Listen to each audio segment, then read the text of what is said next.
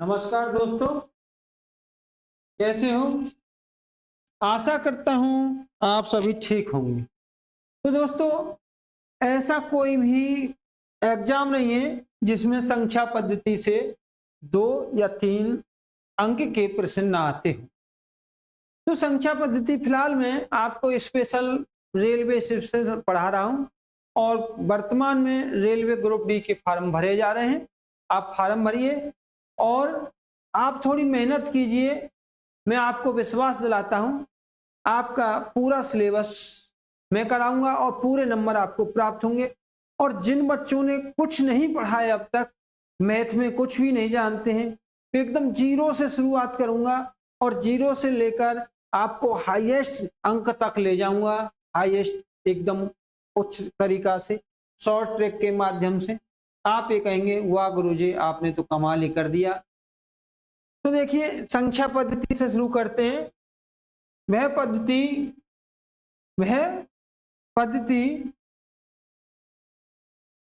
वह पद्धति जिसमें विभिन्न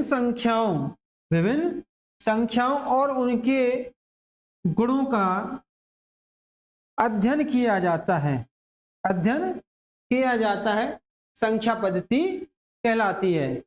यानी ऐसा सिस्टम जिसमें संख्या और उनके गुणों का अध्ययन किया जाता है, क्या कहलाती है? संख्या पद्धति कहलाती है। अब देखिए, अब ये हमारा नंबर सिस्टम का एक चार्ट है। तो यहाँ हमारी जो प्राकृतिक संख्या है, यहाँ पूर्ण संख्या है, पूर्णांक, परमेय संख्या और अपरमेय संख्या, इन सबको मिलकर एक वास्तविक संख्या बनती है। चलिए इनकी व्याख्या करते हैं। अब इसमें है अंक। अंक देखिए, अंक क्या है? तो दोस्तों, हमारा जो अंक है,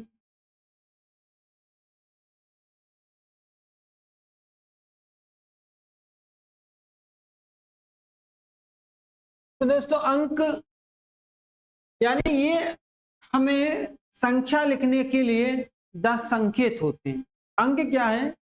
संख्या लिखने के लिए हमारे 10 संकेत होते हैं। इन्हें इंग्लिश में डिजिट भी कहते हैं। देखिए भाई, ये जो हमारा 1 यानी 0, 1, 2, 3, 4, 5, 6, 7, 8, 9, ये हमारे कितने? 10 संकेत हैं। ठीक है दोस्तों, ये क्या है? हमारे 10 संकेत हैं।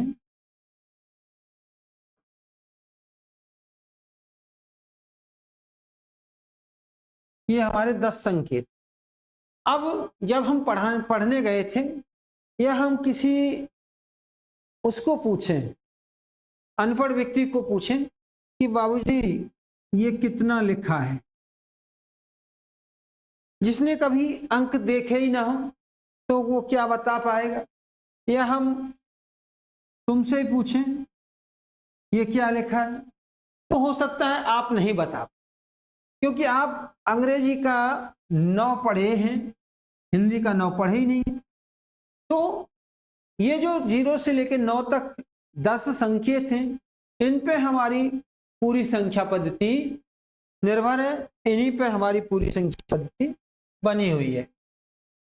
अंक का शुद्ध मान या जातीय मान, स्थानीय मान, ये मैं पढ़ाऊंगा। और लेकिन पहले संख्या बता दूं क्या होती है संख्या।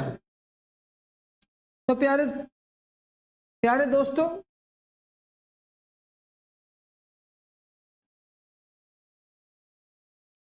तो देखिएगा, विभिन्न अंकों इकाई,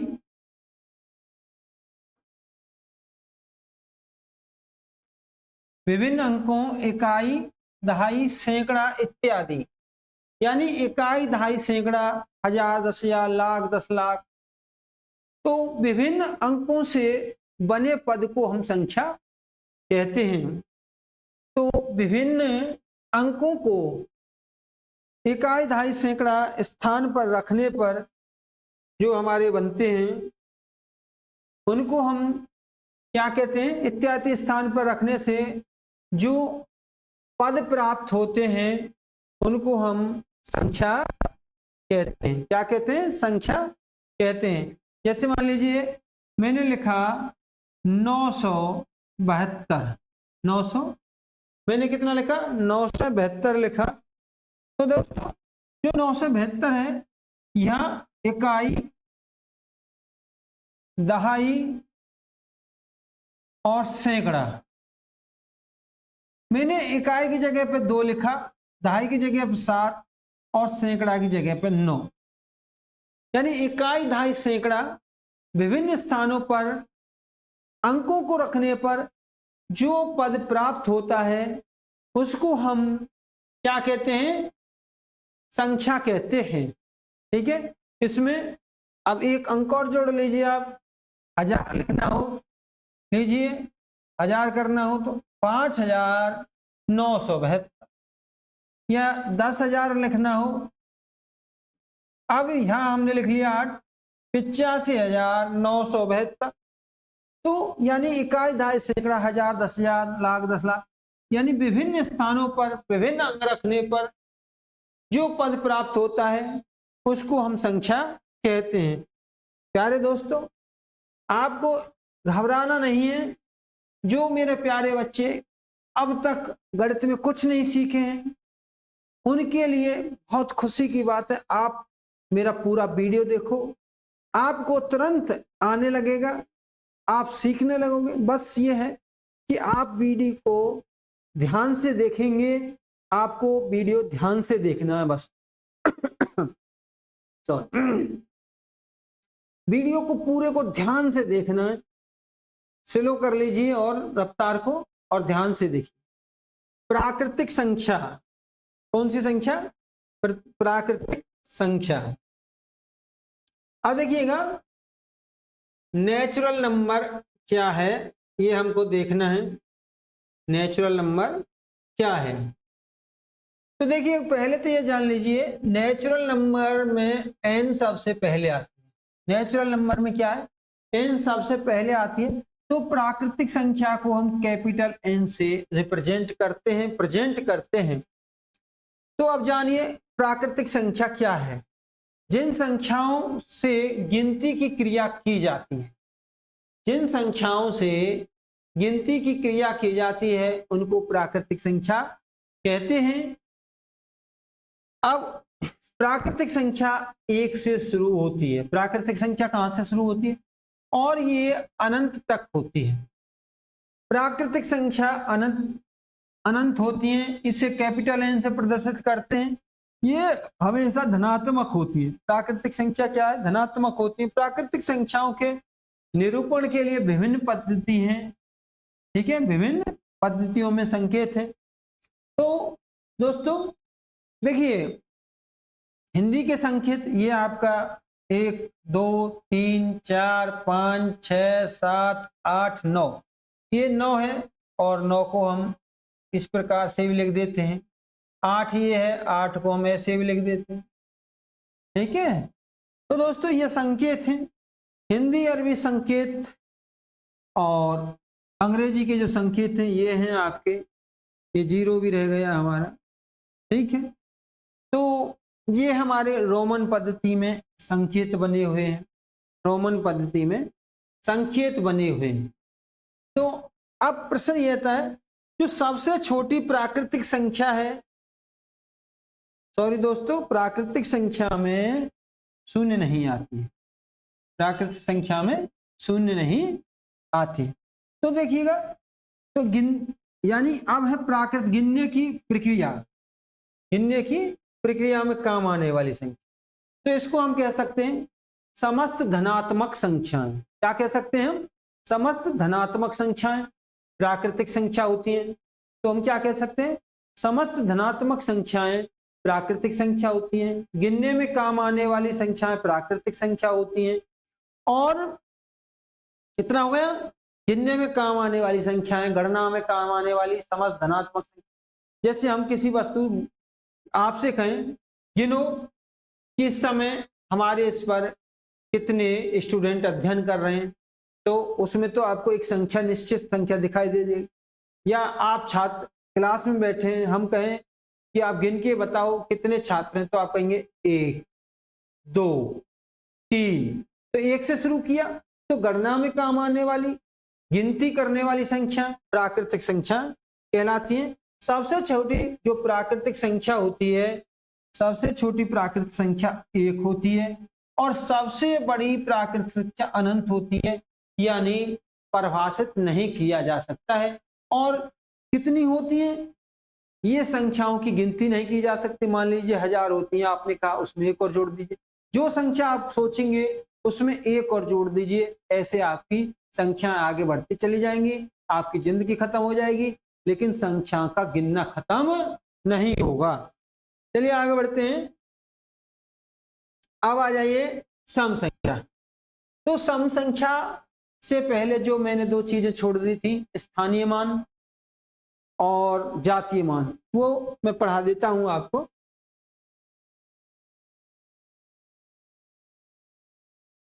अंक का शुद्ध मान, अंक का शुद्ध मान या जातीय मान। तो देखो दोस्तों, अंक का शुद्ध मान या जातीय मान क्या होता है।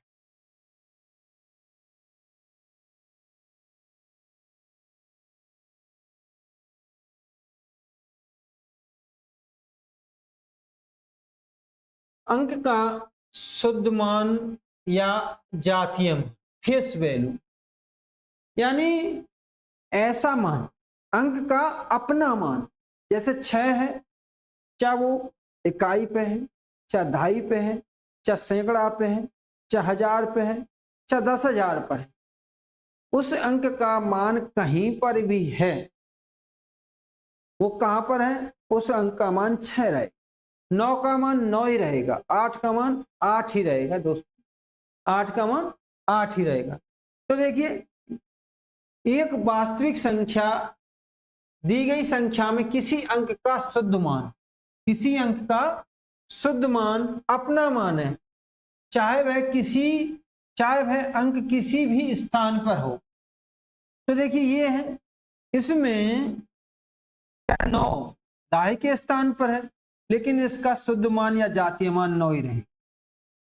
ये कहां पर है, ये आपका 1000 पर है, तो इसका शुद्ध मान 4 ही रहेगा। ये 10,000 पर है, लेकिन इसका शुद्ध मान 5 ही रहेगा।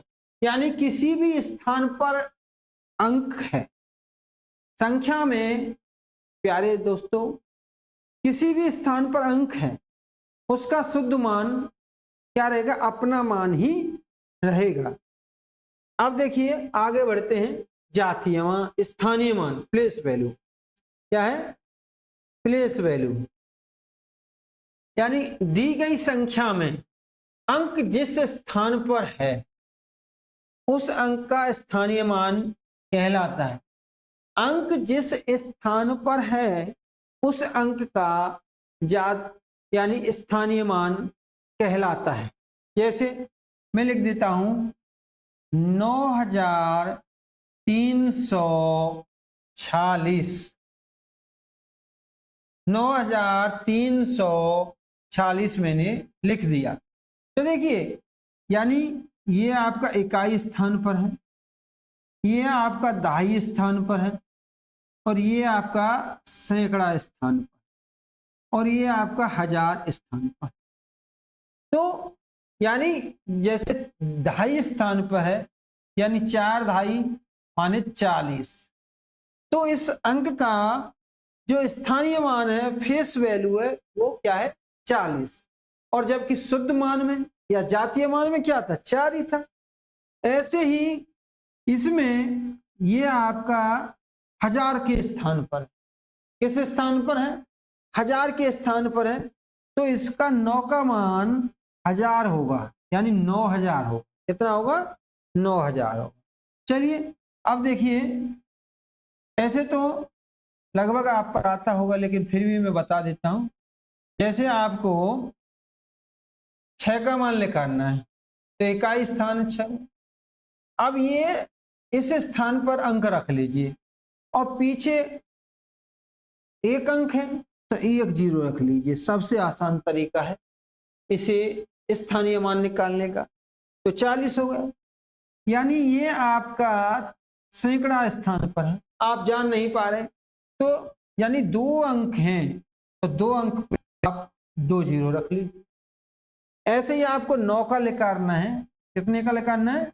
9 का निकालना है ऐसे ही आपको, तो 9 रख लिया, बाकी के 1 1 2 3 3 स्थान पे 0 लिख लीजिए, तो 9 का इसमें स्थानीय मान निकल जाएगा। चलिए आगे बढ़ते हैं दोस्तों। संख्या बता दिया, प्राकृत संख्या बता दिया, अब आ जाइए सम संख्या। क्या कहां पर आ जाइए? सम संख्या पर आ जाते हैं। सम संख्या क्या है ये जान लेते हैं अब हम। देखो, 2 से विभाजित होने वाली प्राकृतिक संख्याएं सम संख्या कहलाती हैं। यानी सम संख्या इवन नंबर, और इवन नंबर का जो कैपिटल लेटर है ई है, तो सम संख्याओं को ई से डिनोट करते हैं। तो दोस्तों, जो संख्याएं 2 से विभाजित होती हैं, 2 से विभाजित होने वाली प्राकृतिक संख्याएं सम संख्याएं कहलाती हैं। अब जैसे 2 4 2 4 6 8 10 12 14, तो प्यारे दोस्तों अब बात यहां आती है कि 2 से कौन सी संख्या विभाजित होती है। मान लीजिए आपने लिख लिया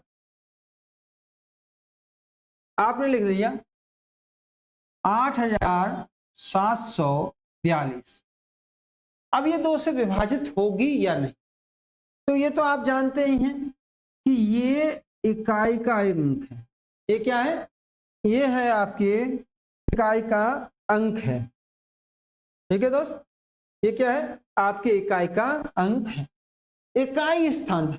अब ये जान लीजिए, क्या कितनी भी बड़ी संख्या है, इकाई स्थान पर, यानी इकाई स्थान पर 0 2 4 6 8, इकाई स्थान पर 0 2 4 6 8, यदि इकाई स्थान पर इन 5 अंकों में से कोई सा एक अंक है, तो वो संख्या निश्चित रूप से 2 से विभाजित होगी और यही संख्या सम संख्या होगी। तो देखिए, सबसे छोटी सम संख्या हमारी 2 है, सबसे छोटी सम संख्या 2 है।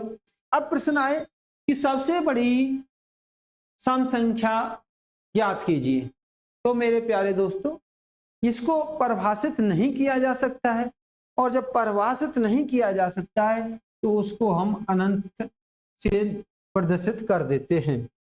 अगला प्रश्न है मेरा, विषम संख्याएं ओड नंबर। ओड नंबर का आपका जो पहला वो है ओड नंबर में, तो इसमें हमारा, तो देखो ओड में ओ, ये ओड नंबर ओ से प्रदर्शित करते हैं इसको, विषम संख्या को। वे प्राकृतिक संख्याएं जो 2 से विभाजित नहीं होती हैं, वे प्राकृतिक संख्याएं जो 2 से विभाजित नहीं होती हैं विषम संख्या कहलाती हैं।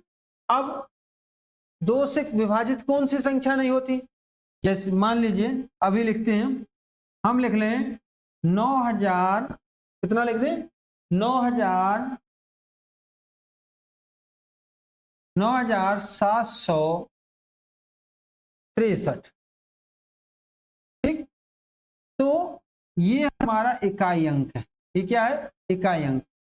तो अभी बताया था सम संख्या के लिए, मैंने क्या बताया था? सम के लिए जिनमें इकाई अंक 0 2 4 6 8 हो, वे संख्याएं इकाई का अंक 2 0 2 4 6 8 हो, वो सम संख्याएं कहलाती हैं। लेकिन यहां पर जो ये विषम संख्या क्या है? जो 2 से विभाजित नहीं होती है, और 2 से विभाजित कौन सी नहीं होंगी? जिनमें इकाई का अंक 0 2 4 6 8 ना हो। तो कौन से अंक बच्चे हमारे? 1 2 3 5, 7, 9। तो मेरे प्यारे भाइयों और बहनों, जिनमें इकाई का अंक 1, 3, 5, 7 होता है, मेरे प्यारे भाई और बहनों, जिनमें इकाई का अंक 1, 3, 5, 7, 9 होता है, वे 2 से विभाजित नहीं होती हैं। तो आप चाहे कितनी भी बड़ी संख्या है और लिख दीजिए, लो इसके सामने ये लिख दिया मैंने, ये लिख दिया, ठीक है, या 6 लिख दो, 7 लिख दो, कुछ लिख दो। तो इकाई का अंक 3 है, तो ये संख्या विषम है, 2 से विभाजित नहीं होगी। आगे बढ़ते हैं, अब हम पूर्ण संख्या है। तो अब आ जाइए, पूर्ण संख्याएं क्या है ये जान लेते हैं। तो अब पूर्ण संख्याएं होल नंबर, प्राकृतिक संख्या मैंने बता दी, जिनकी गणना में काम आती हैं, 1 से शुरू होती हैं, सभी धनात्मक संख्या। तो पूर्ण संख्या क्या है? जितनी भी प्राकृतिक संख्याएं उनके साथ जीरो और जोड़ लीजिए, आपका क्या बन जाएगा? ये बन जाएगा पूर्ण संख्या। क्या बन जाएगा? पूर्ण संख्या। प्राकृतिक संख्याओं के समुच्चय में जीरो को सम्मिलित करने से संख्याओं का जो समुच्चय बनता है वो पूर्ण संख्याओं का समुच्चय होता है या पूर्ण संख्याएं कहलाती हैं।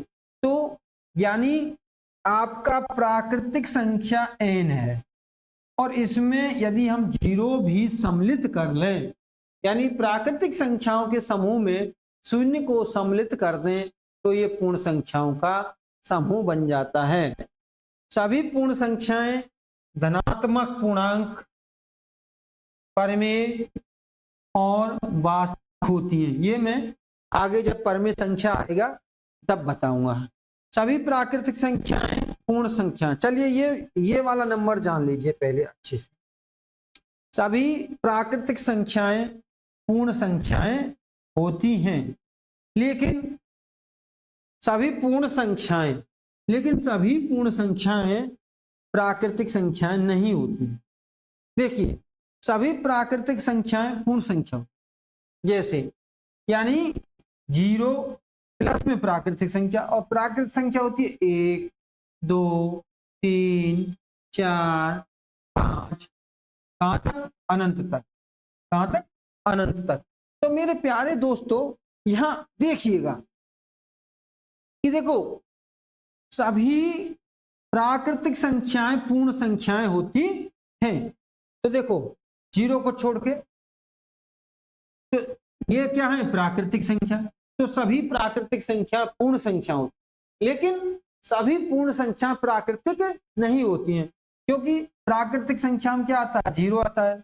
प्राकृतिक संख्या में हमारा आता है जीरो। प्राकृतिक संख्या हमारा क्या आता है? जीरो। क्योंकि जीरो प्राकृतिक संख्या में नहीं है। पूर्ण संख्या में क्या आता है हमारा? जीरो। जीरो आता है, और प्राकृतिक संख्या में जीरो नहीं है। केवल जीरो ही ऐसी संख्या है जो प्राकृतिक संख्या में नहीं है। इसलिए हम कह सकते हैं कि सभी पूर्ण संख्याएं प्राकृतिक संख्या नहीं होती हैं। चलिए अगला देखते हैं। मुझे विश्वास है आपको समझ में आ गया हो। अब है पूर्णांक संख्याएं। क्या है? पूर्णांक संख्याएं। अब देखिएगा, पूर्णांक संख्याएं। तो पूर्णांक संख्याओं का पहला अक्षर आई है, इसलिए इसे आई से डिनोट करते हैं। जब पूर्ण संख्याओं को धनात्मक और ऋणात्मक चिन्हों द्वारा प्रदर्शित किया जाता है, तो इससे बने समुच्चय को पूर्णांक संख्याओं का समुच्चय कहते हैं। देखिए, जैसे पूर्ण संख्या कहाँ है? ये है हमारा पूर्ण संख्या। यानी पूर्ण संख्या क्या होती है? जीरो से लेकर अनंत तक की, जीरो से लेकर अनंत तक की सभी संख्याएं पूर्ण संख्या होती हैं। जीरो से लेकर अनंत तक की सभी संख्याएं पूर्ण संख्या होती हैं। अब पूर्ण संख्याओं के समूह में यदि हम ऋण की संख्या, ऋणात्मक संख्या, नेगेटिव नंबर भी ऐड कर दें, तो ये क्या हो जाता है? हमारा पूर्णांक हो जाता है। तो हम कह सकते हैं कि सभी पॉजिटिव नंबर, सभी नेगेटिव नंबर और उसमें जीरो भी जोड़ ली जाए, पहली परिभाषा यदि प्राकृतिक संख्याओं के समूह में 0 सम्मिलित कर लिया जाए और ऋणात्मक संख्या सम्मिलित कर ली जाए तो धनात्मक संख्या बन जाती है। दूसरी परिभाषा, पूर्ण संख्याओं के समूह में, पूर्ण संख्याओं के समूह में दूसरी परिभाषा हमारी है कि पूर्ण संख्याओं के समूह, अब ये तुम्हारा पूर्ण संख्या है, इस पूर्ण संख्या के समूह में यदि ऋणात्मक संख्या भी जोड़ ली जाए तो हमारा क्या बन जाता है, हमारा बन जाता है पूर्णांक। क्या बन जाता है, हमारा पूर्णांक बन जाता है। ठीक है, अब हम आगे बढ़ते हैं। देखो ये जान लीजिए, 0 नाइदर पॉजिटिव नॉर नेगेटिव, 0 जो है, शून्य जो है, ना पॉजिटिव है ना नेगेटिव। जैसे गाड़ी में न्यूट्रल गियर होता है ना, तो वही है, ना तो ये धन की संख्याओं में गिना जाता है ना ऋण की संख्याओं में गिना जाता है। अब देखिएगा, थोड़ा अच्छे से गौर से देखेंगे हम लोग। तो गौर से देखने वाली बात यहां पर यह है जी मेरे प्यारे दोस्तों, आपको घबराना नहीं है कि देखो, अब मैं ये कहूं कि सबसे बड़ी पूर्ण संख्या क्या है। अब सबसे बड़ी 0 से बड़ा 1, 1 से बड़ा 2, 2 से बड़ा 3, तो हम कह सकते हैं सबसे बड़ी पूर्ण संख्या परिभाषित नहीं की जा सकती है। 5, 6, 7 सभी धनात्मक संख्या, तो सबसे बड़ी पूर्ण संख्या कोई नहीं है। अब आ जाइए सबसे छोटी, 5 से छोटा ऋण का 6, ऋण के छोटे 7, ऋण का 8, तो यानी फिर आ जाइए ऋण का 100, ऋण का 1000, 10,000, लाख, 10 लाख, करोड़, अरब। तो यानी मान लीजिए आप कहेंगे लाख सब छोटी है, लाख में एक और हटा दीजिए। तो नोट कर लीजिए, सबसे बड़ी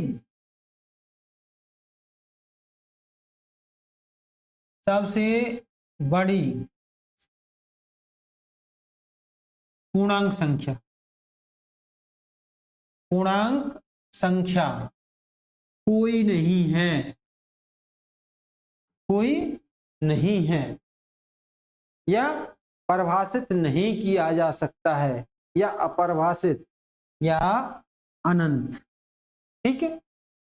दूसरा, सबसे बड़ी, सबसे छोटी पूर्णांक संख्या, तो इसको भी परिभाषित नहीं किया, ठीक है, इसको भी परिभाषित नहीं किया जा सकता है। हाँ देखिए, जैसे माइनस का, प्लस का इन्फिनिटी और माइनस का इन्फिनिटी माना आ जाए बाई चांस, तो माइनस वाले निशान लगाना है, वैसे ऐसा आएगा नहीं। आगे है मेरे दोस्तों, अब कहे कि सबसे छोटी धनात्मक पूर्णांक संख्या है, तो सबसे छोटी पूर्णांक धनात्मक संख्या 1, सबसे छोटी धनात्मक पूर्णांक संख्या 1, और सबसे बड़ी ऋणात्मक पूर्णांक ऋण का 1।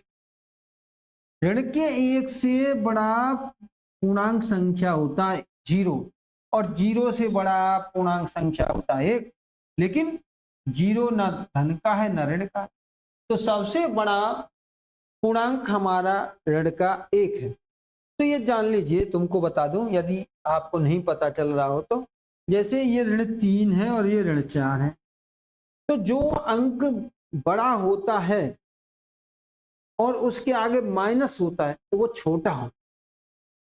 तो यहाँ 3 छोटा है और 4 उससे भी छोटा है, 5 उससे भी छोटा। ठीक है।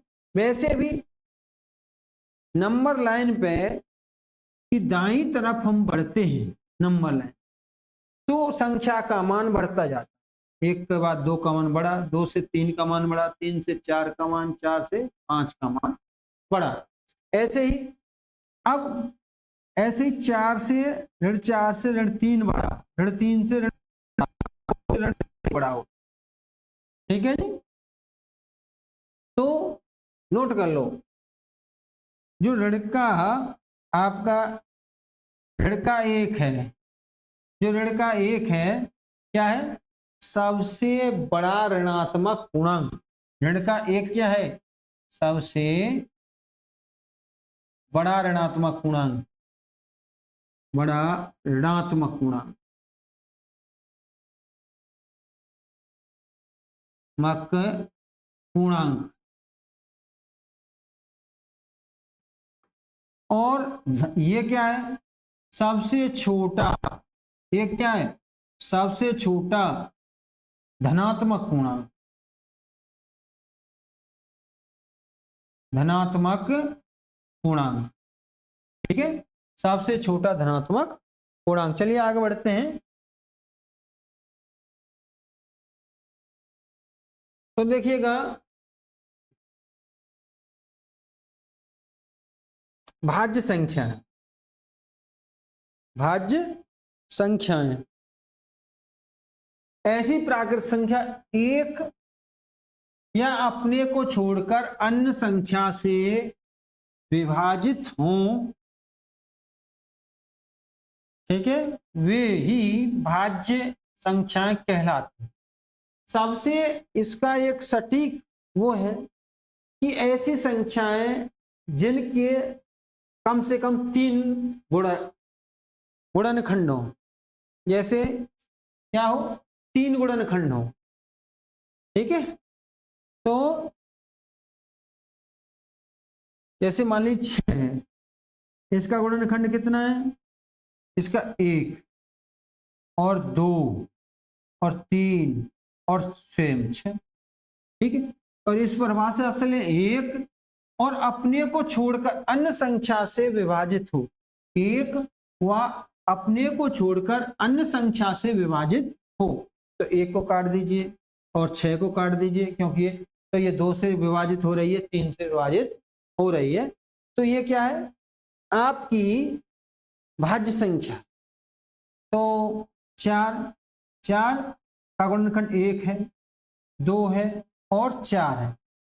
ठीक है, तो देखिएगा 1 और स्वयं को छोड़कर किसी तीसरी संख्या से कटे वो भाज्य संख्या है। अथवा ये कहते हैं जिसके 3 गुणनखंड हो, जिसके 3 गुणनखंड हो, कम से कम 3 गुणनखंड हो। तो 1 गुणनखंड, 2 गुणनखंड, 3 गुणनखंड। ठीक है, तो ये भाज्य संख्या की परिभाषा। तो सबसे छोटी भाज्य संख्या 4, 4 के बाद 6, 6 के बाद 8, 8 के बाद 9, 10, 12, कितना हो गया? 12, 12 के बाद 14। तो देखिएगा प्रश्न नंबर 1, सबसे छोटी भाज्य संख्या, सबसे छोटी भाज्य संख्या 4 होती है। ध्यान रखना, 2 भाज्य संख्या नहीं है, 1 भाज्य संख्या नहीं है। ठीक है प्यारे दोस्तों, तो सबसे छोटी भाज्य संख्या, सबसे छोटी भाज्य संख्या, छोटी भाज्य संख्या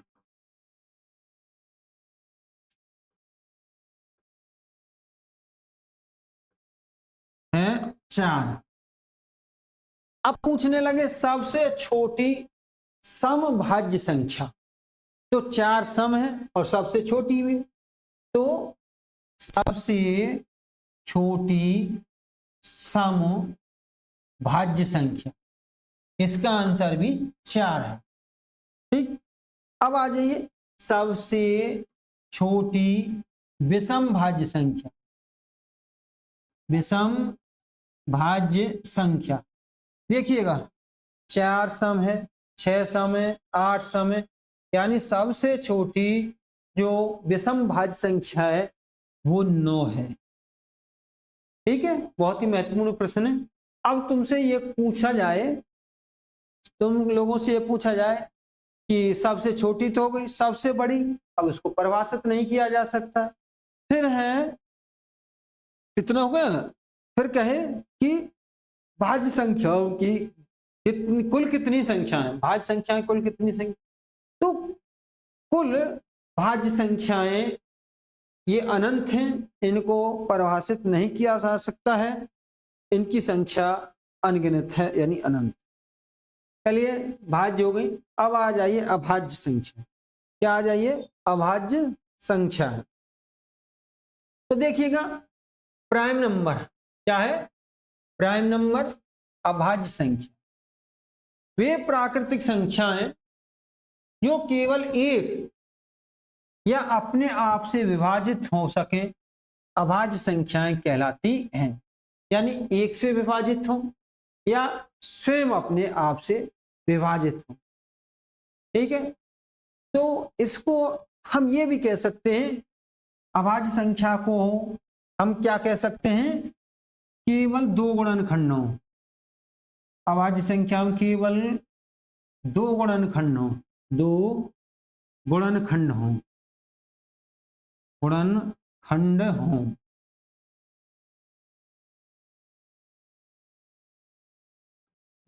केवल दो गुणनखंड हो। ठीक है दोस्तों, तो जैसे अब ले लीजिए ये 100 तक अभाज्य संख्या होती हैं कुल 25। इसमें जो लिखा है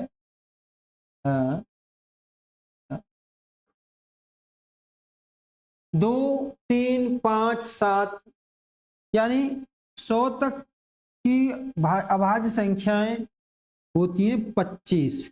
कितनी होती हैं? 25 होती हैं। 100 तक जो अभाज्य संख्या है वो होती हैं कुल 25। कितनी होती है? कुल 25 अभाज्य संख्याएं होती हैं। तो इनमें दो गुणनखंड होते हैं। अब जैसे ये दो है, क्या है? दो। ठीक है, तो दो सबसे इसका गुणनखंड करो, 1 और 2। ठीक है, अब देखो 11 ले लो, 11 का 1 और 11 यानी अभाज्य संख्या केवल दो गुणनखंड होंगे और भाज्य संख्या में कम से कम 3 गुणनखंड होंगे। तो दोस्तों भाज्य संख्या में 3 गुणनखंड होंगे कम से कम, और अभाज्य संख्या में केवल 2 गुणनखंड होंगे। और या ये कह सकते हैं जो एक और अपने आप के अलावा कोई से किसी अन्य संख्या से ना कटे, वो आपकी अभाज्य संख्याएं कहलाती हैं। तो ये जो अभाज्य संख्याएं कुल ये होती हैं आपकी 25। कितनी अभाज्य संख्या होती हैं आपकी? 25 अभाज्य संख्याएं होती हैं। कुल अभाज्य संख्याएं कितनी होती हैं? ओ सॉरी भैया, यानी 100 तक की अभाज्य संख्याएं 25। 100 तक कितनी अभाज्य संख्या होती हैं? कुल 25 होती हैं। ठीक है, तो एक बात ध्यान रखिए, जो दो हैं, दो केवल दो ही ऐसी अभाज्य संख्या है जो सम है। बाकी की अभाज्य संख्याएं क्या हैं? विषम है।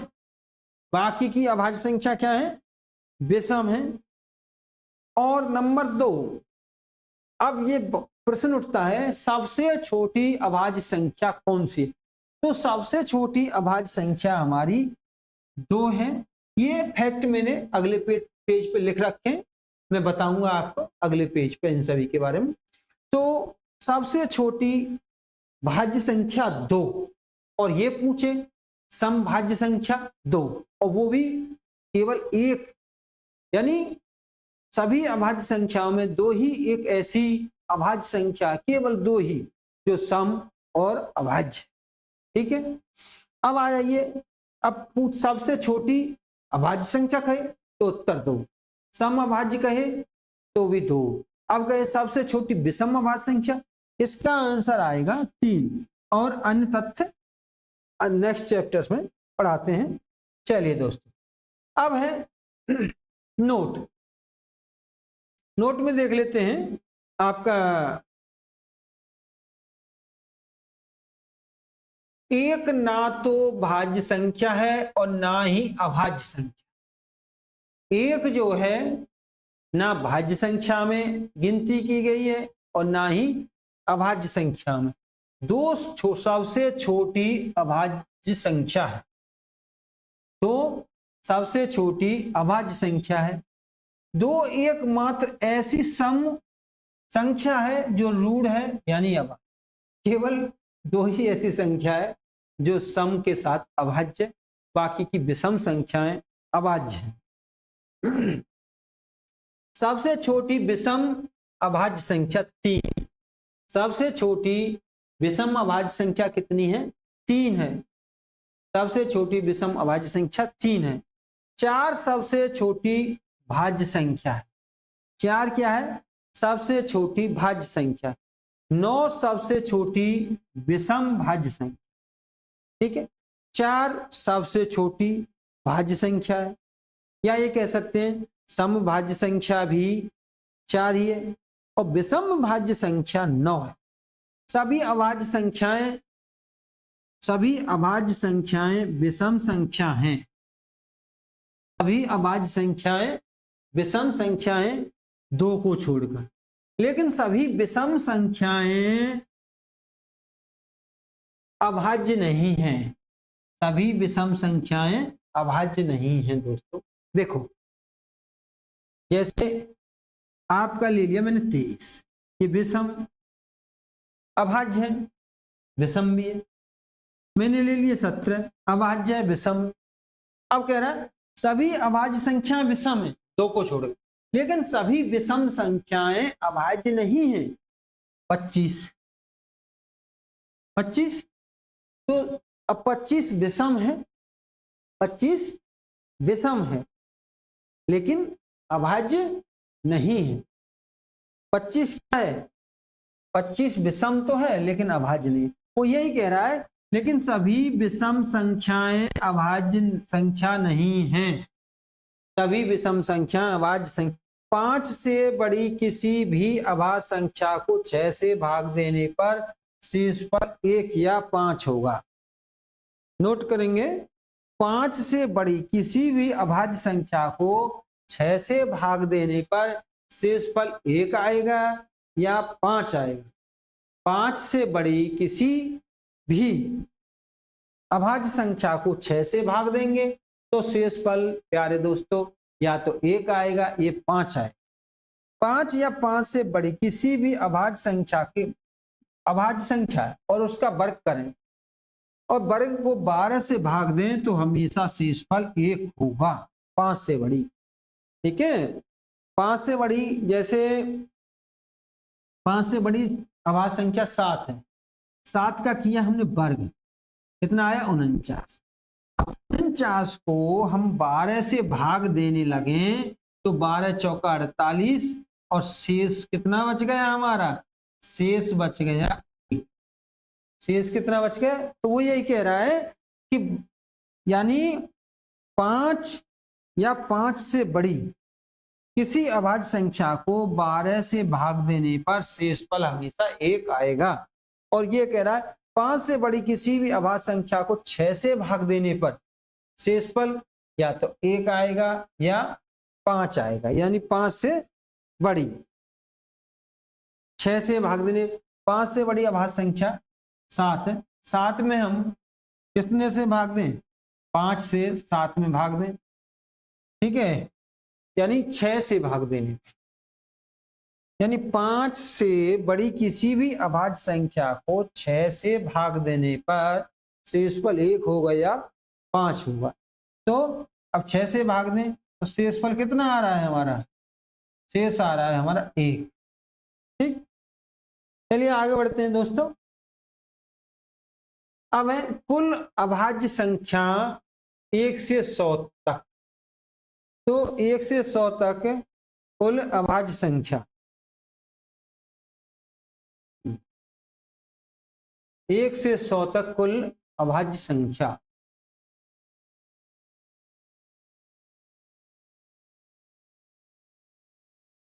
तो मेरे प्यारे दोस्तों कुल अभाज्य संख्या 1 से 100 तक होती है 25। कितनी होती है? 25। 1 से 50 तक कुल अभाज्य संख्या होती है 15। 1 से 25 तक अभाज्य संख्या होती है 9।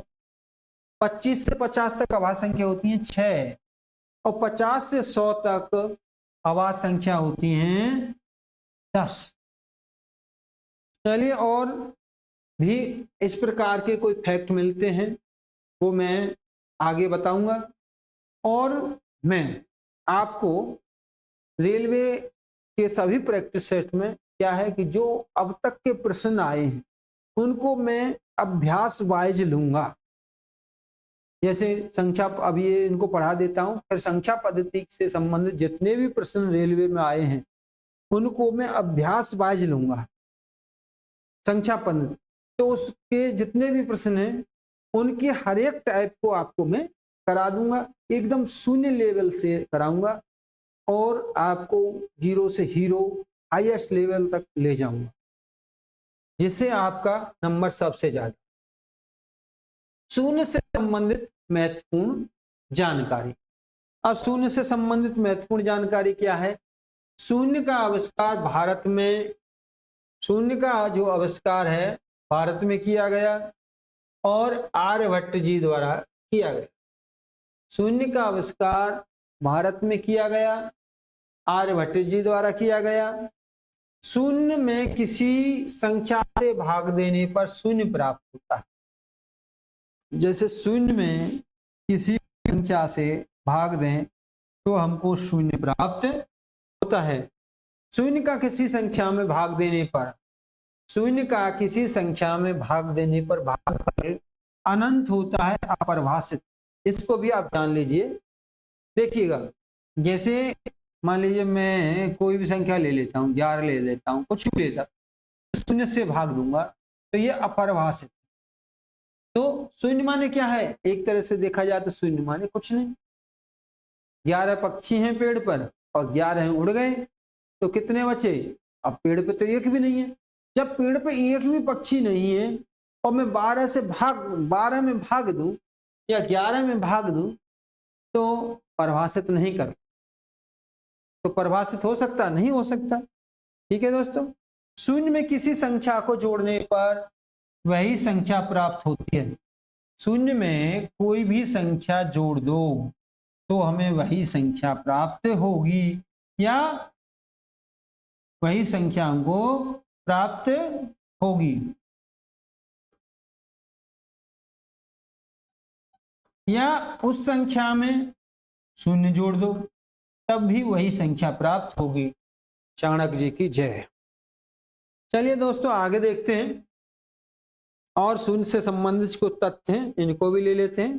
देखो, आपने आज तक कुछ भी नहीं पढ़ा है, एकदम शून्य से शुरू करके आपको शिखर तक ले जा, शून्य से शिखर तक पूरा नंबर आएगा।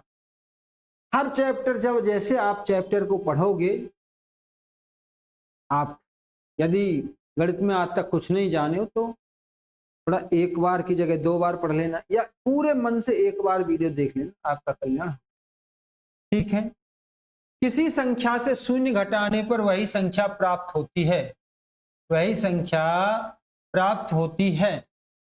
किसी संख्या है, मान लीजिए हमारा है 27 है, इसमें से शून्य घटाएं तो 27 प्राप्त हो, यानी 27 में से कहने का मतलब कुछ ना घटाएं। शून्य माने कुछ ना घटाना, यानी शून्य माने कोई संख्या ही नहीं, मतलब तो जब हम कुछ नहीं घटाएंगे तो 27 का 27 है। शून्य से किसी संख्या को घटाने पर ऋणात्मक संख्या प्राप्त होती है, ऋणात्मक संख्या प्राप्त होती है।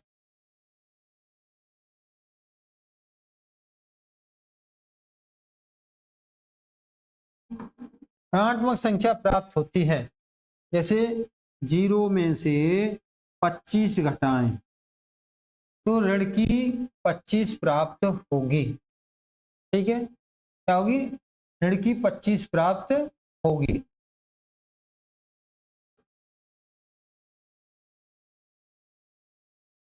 कितना घटा रहे हैं? 25, यानी ऋण की हो। 0 में से कोई संख्या घटाएं तो आपको करना क्या है? ऋण लगा देना, या ऋण की संख्या घटाएं तो धन लगा देना। शून्य में किसी संख्या का गुणा करने पर शून्य प्राप्त होता है। जैसे 0 गुणा में 26 बराबर 0। शून्य को ना तो धनात्मक है, शून्य जो है ना तो धनात्मक है और ना ही ऋणात्मक। ये शून्य से संबंधित फैक्ट हैं। और इसलिए देख लीजिए मैं बिल्कुल शून्य से पढ़ा रहा हूँ आपको, बिल्कुल जीरो से पढ़ा रहा हूँ।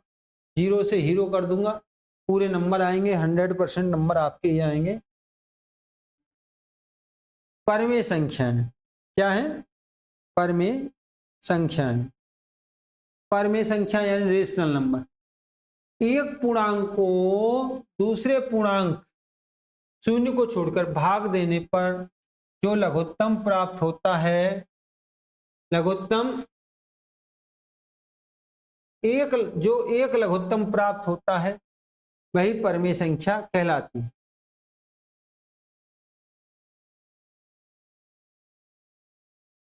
यानी कहने का मतलब यह है, जैसे परमेय संख्या है, जिसे पहले ये जान लीजिए, नंबर 1, नंबर 2 वे सभी संख्याएं जिन्हें P बटे Q के रूप में लिखा जा सके। P और Q पूर्णांक हैं, P और Q पूर्णांक हैं और Q के बराबर 0 नहीं हो सकता। यानी Q के बराबर 0 यानी P बटे में Q और Q बराबर तो नहीं हो सकता। इसका मतलब यह है, हर ऐसी संख्या जो P बटे Q के रूप में लिखी जा सके और जिनका हर शून्य ना हो, क्या ना हो? शून्य हर नहीं होना चाहिए। ठीक है, तो ये जो तुम्हारी मैंने जो पढ़ाई थी, यानी प्राकृतिक संख्या, ये भी परमेय संख्या है। होल नंबर यानी पूर्ण संख्याएं, ये भी आपकी प्राकृतिक संख्याएं। इंटीजर, ये भी आपकी परमेय संख्याएं। और रेशनल नंबर, ये भी आपकी, ये तो है ही है। खैर, तो देखिए, या ऋणिकी हो, यानी सभी प्राकृतिक संख्याएं परमेय संख्या हैं, सभी पूर्ण संख्याएं परमेय हैं, सभी पूर्णांक परमेय हैं। और तो इसके अंदर, इस पाई चार्ट के अंदर सभी आ रही है। तो भिन्न की और प्राकृतिक संख्या, पूर्ण संख्या, पूर्णांक, ऋण की संख्या, दशमलव की संख्या, सभी संख्याएं परमेय हैं। तो हम कैसे जानेंगे कि ये संख्याएं परमेय? तो देखो, मान लीजिए मैंने ले लिया 2, अब ये परमेय है कि नहीं? तो जो अंश और हर की 1 रख दो, अब 2 में 1 से भाग देंगे तो 2 ही तो प्राप्त होगा, 2 ही प्राप्त होगा। ठीक है, तो अब क्या शून्य भी परमेय संख्या? हाँ, शून्य भी परमेय संख्या, 1 रख लो। तो सभी प्राकृतिक संख्याएं परमेय हैं, सभी पूर्णांक परमेय हैं, सभी पूर्ण संख्याएं परमेय हैं।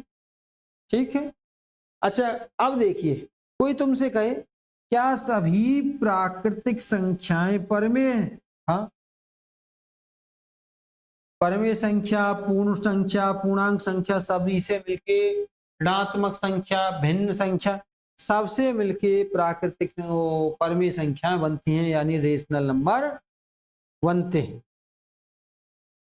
चलिए अगला देखते हैं, हम अगला प्रश्न देखते हैं।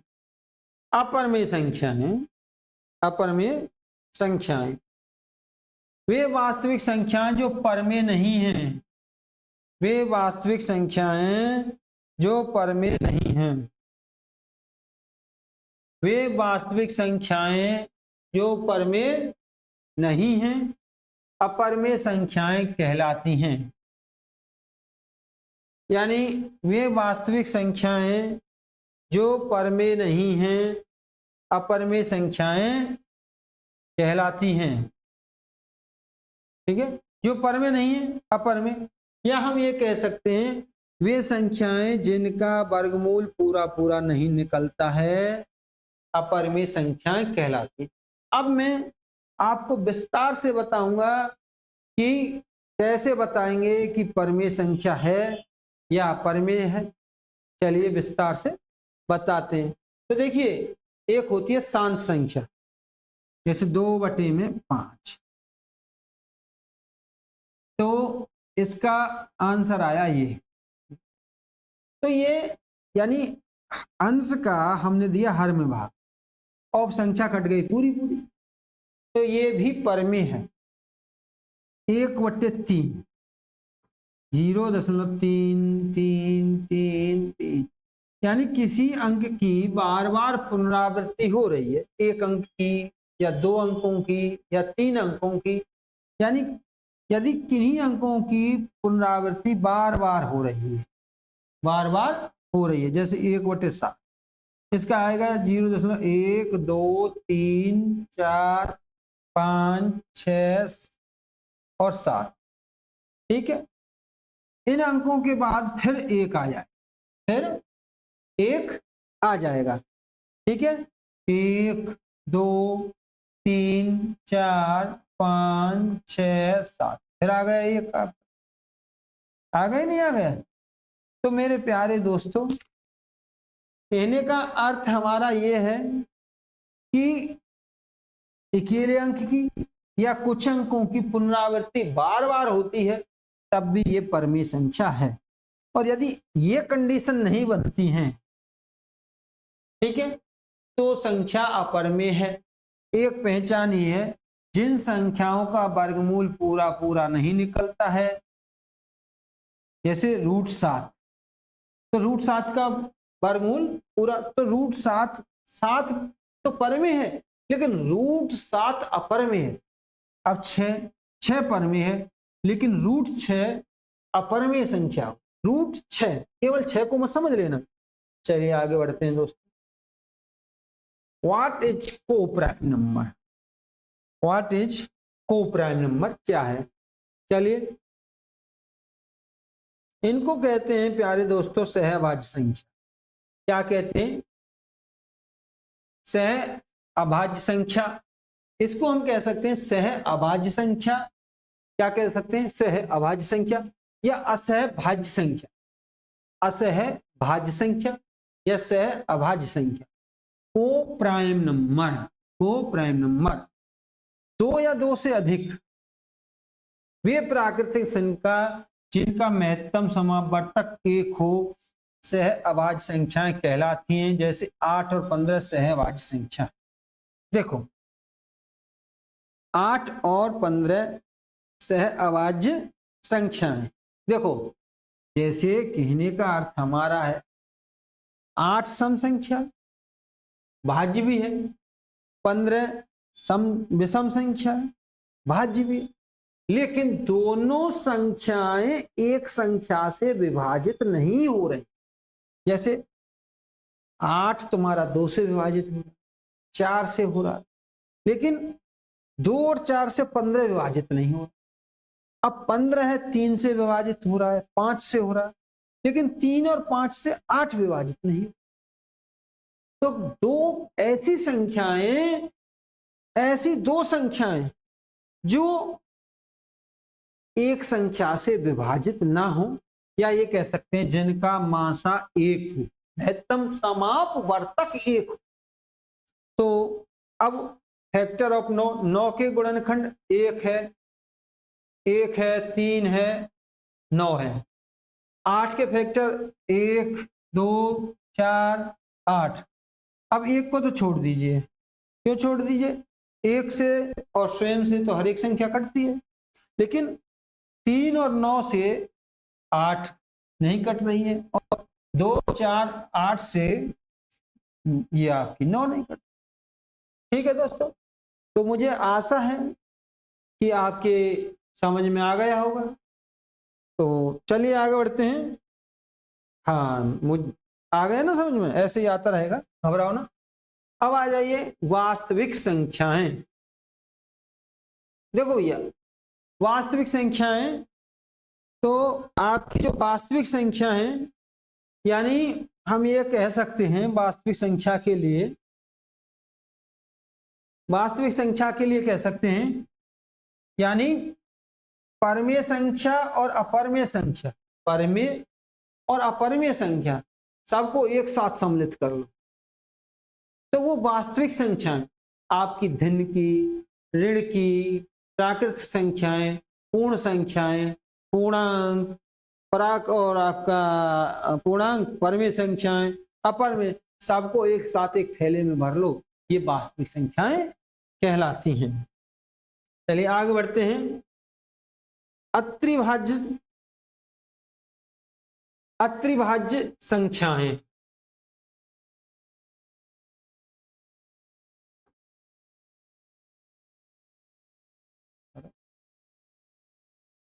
अत्रिभाज्य संख्याएं, प्राइम